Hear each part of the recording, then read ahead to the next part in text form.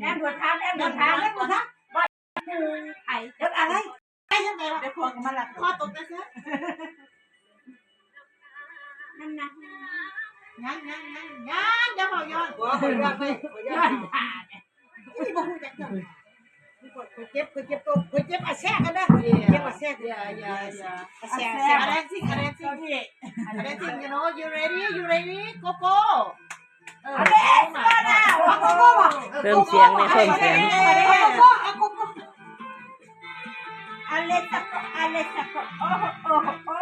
เรือน้ำตาผู้บ่าวไปมาเจอน้องเลี้ยงละเมอ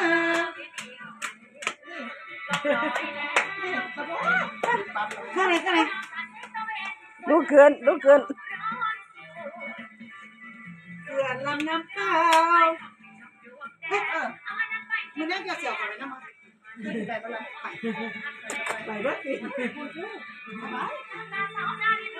ล้วถ่ายแม่จะพูดน้ำเดือดแต่ตรงไหนไม่มีประวัติค่ะไม่มีประวัติแม่โทรตามแต่ว่าถ้ามาถึงบ้านแม่จะจมไอ้บัวนั่งลูกพกเลยมดบอก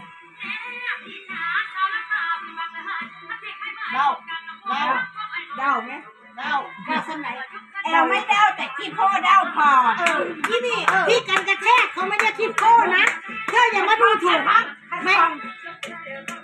อันนี้ที่กันกระแทกที่มันโตนี่เพราะว่ามันไม่ได้กระแทกไม่ที่มันไม่โตนี่เพราะมันโดนตีมันไปแล้ว